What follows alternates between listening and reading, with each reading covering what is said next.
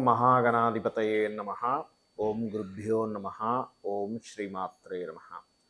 పరమేశ్వర స్వరూపమైనటువంటి జ్యోతిష, వాస్తు మరియు ఇతర అనేకమైనటువంటి శాస్త్రములను మనకు అందించినటువంటి మహర్షులకి నమస్కారం. హయగ్రీవ హయగ్రీవ హయగ్రీవేతి యో వదేత్ తస్య నిస్సరతే వాణి జహ్నుకన్యా ప్రవాహవత్.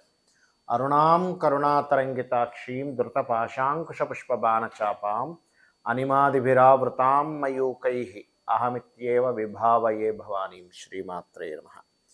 ప్రేక్షకులకి ఆ లలితాంబిక అమ్మవారి యొక్క అనుగ్రహం పరిపూర్ణంగా కలగాలని మనస్ఫూర్తిగా కోరుకుంటూ మనం ఈరోజు 1వ తేదీ నుంచి 7వ తేదీ వరకు, సెప్టెంబర్ 1 నుంచి 7వ తేదీ వరకు ఉన్నటువంటి గ్రహస్థితి ఏ విధంగా ఉంది, ముఖ్యంగా చూసుకున్నట్లయితే ఇక్కడ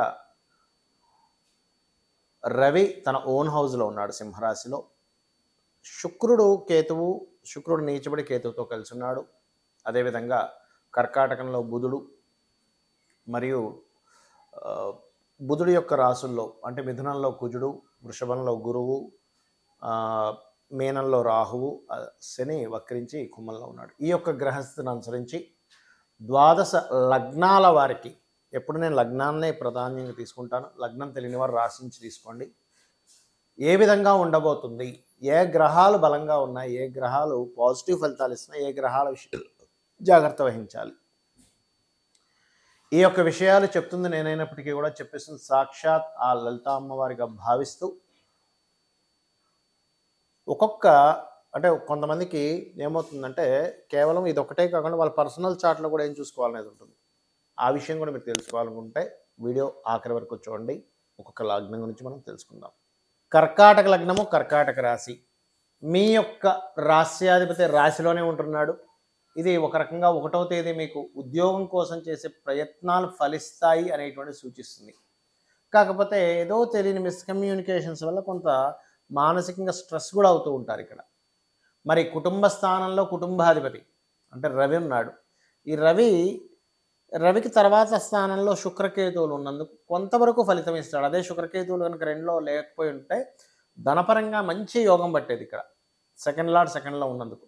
మరి దీనికి ఏం చేయాలి? ఆ శుక్రకేతువులకు కనుక పరిహారం చేసుకుంటే మీకు ఫైనాన్షియల్ గ్రోత్ ఉంటుంది. ఏం చేయాలి? ఇక్కడ నవగ్రహాల్లో శుక్రగ్రహం దగ్గర, కేతుగ్రహం దగ్గర దీపారాధన చేయండి, గుర్తుపెట్టుకోండి.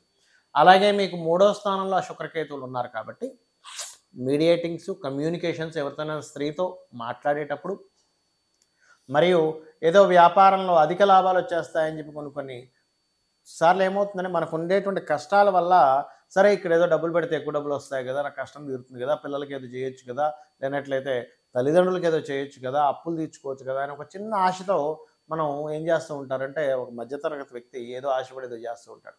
ఇటువంటి విషయాల్లో ఎక్కువ ఏదో వస్తుంది ఇక్కడ ధనం పెడితే అనేటువంటి దాని జోలికి అసలు వెళ్ళకండి ఇప్పుడు. ఎందుకంటే మీ లాభాధిపతి అయినటువంటి శుక్రుడు కేతువుతో ఉన్నాడు. ఇది చాలా జాగ్రత్తగా ఉండవలసిన విషయం. ఇది అగ్రిమెంట్ రైజ్ చేసేటప్పుడు, ఎక్కడైనా సంతకం పెట్టేటప్పుడు, చెక్స్ ఇచ్చేటప్పుడు చాలా చాలా చాలా జాగ్రత్తగా ఉండాలి.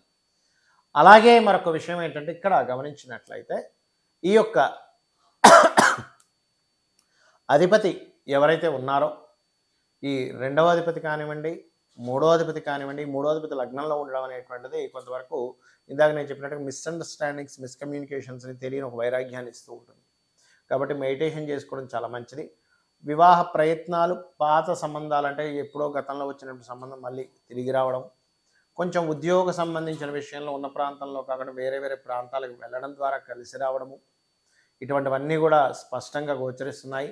కాకపోతే ఏదేమైనప్పటికీ కూడా అనుకోని ఖర్చులు మాత్రం మీకు వస్తూ ఉంటాయి. 12వ స్థానంలో ఎప్పుడైతే కుజుడు 12లో వచ్చి కూర్చున్నాడో, అయితే ఈ కుజుడు 12లో ఉన్నప్పుడు సర్వసాధారణంగా వివాహ జీవిత సంబంధించిన విషయంలో కూడా ఘర్షణలు ఇస్తూ ఉంటాడు. కాబట్టి ఇక్కడ కొంత జాగ్రత్త వహిస్తూ ఉండాలి. ఇక మీరు చేయవలసినటువంటి దేవతా ఆరాధన ముఖ్యంగా సుబ్రహ్మణ్యేశ్వర స్వామి యొక్క ఆరాధన చేయండి.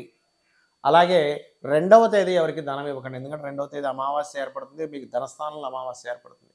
కాబట్టి సుబ్రహ్మణ్యేశ్వర స్వామి ఆరాధన, ఓం స్కందాయ నమః అనేటువంటి నామస్మరణ, ఓం కర్పూరవీటి కామోద సమాకర్ష దిగంతరాయ నమః అనే నామస్మరణ చేయడం అన్ని విధాలు బాగుంటుంది. చాలామందికి ఏంటంటే ఒక చిన్న అపోహ ఉంది. ఏమిటంటే మరి ఈ గోచారంలో ఈ గ్రహాలు ఎలా ఉన్నాయి కదా, మరి నాకు ప్రమాదం వస్తుందా, ఏమవుతుంది అని. గోచార గ్రహాలు అసలు మన మీద ఎంత పర్సంటేజ్ పనిచేస్తాయి, మన జన్మజాతకంలో ఉన్నటువంటి గ్రహం ఎంతవరకు పనిచేస్తుంది అంటే గోచారం అనేటువంటిది కాలం అన్నమాట. బయట ఉండేటువంటి ఒక ట్రాఫిక్ అనుకోండి, బయట ఉండేటువంటి అట్మాస్ఫియర్ అనుకోండి, సిచ్యువేషన్స్ అనుకోండి, ఇవన్నీ గోచారం. జన్మజాతకం అనేటువంటిది మన స్ట్రెంగ్త్, మనం పూర్వజన్మల్లో ఎటువంటి కర్మ చేశాము, ఒకరికి చక్కగా విద్య నేర్పామా, లేనట్లయితే ఒకరికి సహాయం చేసామా, ధన సహాయం చేసామా, మాట సహాయం చేసామా, లేకపోతే ఒకరిని ఇబ్బంది పెట్టామా, ఒకరిని మానసికంగా క్షోభ పెట్టామా, ఇవన్నీ కూడా మనం పూర్వజన్మ చేసుకున్న కర్మను బట్టి మన జన్మజాతకంలో ఉండేటువంటి లగ్నం నుంచి ద్వాదశ భావాలు ఏవైతే ఉన్నాయో, నవగ్రహాలు, అందులో ముఖ్యంగా 2 ఛాయాగ్రహాలు ఉన్నాయో అవి భగవంతుడు గొప్పగా తయారు చేసిన ఒక సాఫ్ట్వేర్.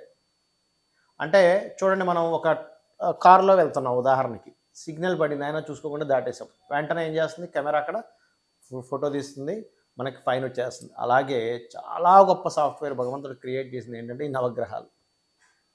నువ్వే తప్పు చేసినా ఇమీడియట్గా స్నాప్షాట్ వెళ్ళిపోతుంది, నువ్వు నెక్స్ట్ జన్మలో అనుభవించాలి. నువ్వే మంచి చేసినా ఇమ్మీడియట్లీ వెళ్తుందండి, అది కూడా ఉంది.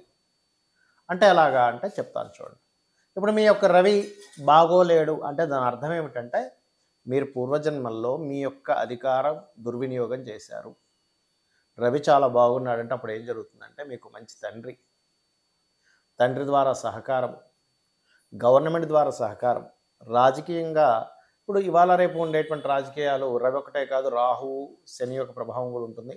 బట్ ఆరోగ్యం బాగుంది అంటే రవి. అంటే పాస్ట్ లైఫ్లో ఎవరికో మీరు ఈ ఆరోగ్య సంబంధించిన విషయాలు కానివ్వండి, లేకపోతే అధికార సంబంధించిన విషయాలు కానివ్వండి, తెలుసో తెలియకో అజ్ఞానంలోనో స్వార్థం కోసమో ఏదో తప్పిదం జరిగింది అక్కడ. సో దాన్ని మీరు సెట్ చేసుకునే దానిలో ఉండాలి. అంటే మనం ఇప్పుడు ఈ లైఫ్లో నేనేం చేయగలను అనే దాన్ని అర్థం చేసుకోవాలి. అలాగే మానసికంగా ఎక్కువ కృంగిపోతున్నాము, మూన్ యొక్క స్థితి బాగాలేదు, లేదా 4వ స్థానాధిపతి స్థితికి సంబంధించింది ఎక్కడో ఏదో మిస్టేక్ చేశాను పాస్ట్ లైఫ్లో అని మీరు రియలైజ్ అవ్వగలగాలి. అదేవిధంగా మార్స్ అంటే కుజుడు అన్నదమ్ములతోని, భూములతోని, దేనికి సంబంధించినటువంటిది ఏదైతే ఉందో ఆ యొక్క కుజ సంబంధించినటువంటిది ఏదైతే ఉందో అది పర్టికులర్గా మీరు ఎక్కడో డిఫెక్ట్ చేశారు. అంటే ఎవరిదో భూమి లాక్కోవడము, కబ్జా చేయడము, లేదా అన్నదమ్ములకి సమానంగా రావాల్సినటువంటి దాన్ని మీరేదో స్వార్థం కోసం లాగేసుకోవడము, ఇట్లాంటివి ఏవో జరిగినప్పుడు అన్నదమ్ముల మూలంగా గొడవలు రావడము, భూమి మూలంగా వివాదాలు రావడము, ఇట్లాంటివి జరుగుతూ ఉంటాయి.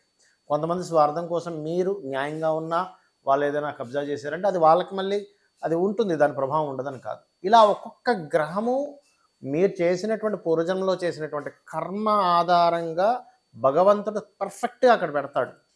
అంటే ఆ సాఫ్ట్వేర్ క్రియేట్ చేసి వదిలేశాడు, అది దాని పని చేస్తూ ఉంటుంది.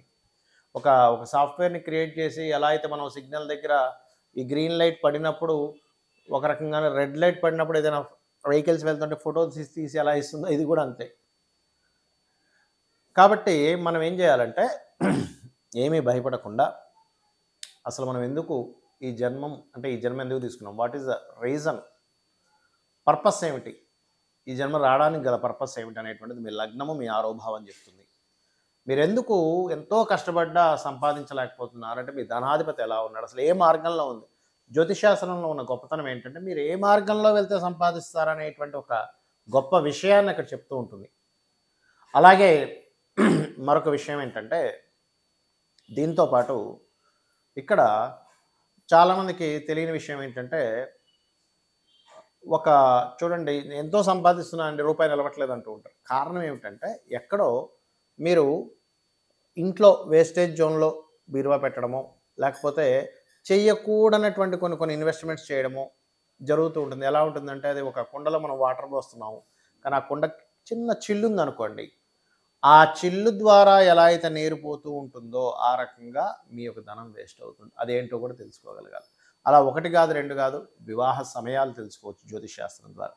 ఏ బిజినెస్ చేస్తే బాగుంటుందో తెలుసుకోవచ్చు, ఎక్కడ నేను రాంగ్ స్టెప్ వేస్తున్నానో తెలుసుకోవచ్చు, ఏ దేవతా ఆరాధన చేస్తే బాగుంటుందో తెలుసుకోవచ్చు, మీరు ఏ రత్నధారం చేస్తే బాగుంటుందో తెలుసుకోవచ్చు, ఏ దేవతా ఆరాధన చేస్తే బాగుంటుందో తెలుసుకోవచ్చు. ఎవరికి సేవలు రకరకాలు ఉంటాయి.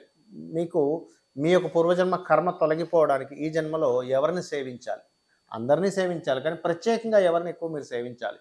ఎందుకంటే మీ పూర్వజన్మలో చేసుకున్నటువంటి కర్మ ఏ రూపంలో మీకు కనెక్ట్ అవుతుంది, దాన్ని మీరు ఎట్లా చేసుకోవాలనేటువంటిది మీ పర్సనల్ చార్ట్లో ఉంటుంది. మరి గోచారం అంటే కాలము, అంటే ఈ కాలానికి సంబంధించినటువంటిది సిచ్యువేషన్స్ ఎలా ఉన్నాయి. సో ఇలా ఉంది కాబట్టి ఇప్పుడు మీకు ధనస్థానం మీద ఫలానా గ్రహం కనెక్ట్ అయి ఉంది కాబట్టి మీరు దీనికి ఏమి చేయాలి, ఇప్పుడు ఎలాగ నిర్ణయం తీసుకోవాలి, ఎట్లా జాగ్రత్తగా ఉండాలనేటువంటి మనం చూడండి. ఇప్పుడు బయట వర్షం పడుతుంది, అప్పుడు ఏం చేస్తాం, అమ్మో వర్షం పడుతుందని గొడుగు పెట్టుకొని వెళ్తాం. అంటే ఏంటి, కాలంలో అట్మాస్ఫియర్ లేదా చలి ఉంది కోట్ వేసుకుని వెళ్తాం. బాగా ఎండ ఉంది, అమ్మో కొంచెం కారులో వెళ్దామండి, అమ్మో మనం బైక్ మీద వెళ్ళలేమంటాం, అంటే వడదెబ్బ తగులుతుంది. అంటే ఏమిటి, కాలంలో ఉండేటువంటి మార్పులను బట్టి మనం ఎలా జాగ్రత్తలు తీసుకుంటామో, గోచార ఫలితాలు మనం వార ఫలితాలు చెప్పుకుంటున్నా, మాస ఫలాలు చెప్తున్నా, ఏం చెప్తున్నా దీనికి సంబంధించిందని మీరు అర్థం చేసుకోవాలి. ఈ రకంగా మీ యొక్క జన్మజాతకంలో ఉండేటువంటి గ్రహాల స్థితిగతుల్ని, గోచారంలో ఉండేటువంటి స్థితిగతుల్ని ఎప్పటికప్పుడు తెలుసుకుంటూ మీరు పరిపూర్ణమైన విజయాన్ని ఆ యొక్క అమ్మవారి అనుగ్రహంతో మీరు పొందాలని మనస్ఫూర్తిగా కోరుకుంటూ శ్రీమాత్రే నమః.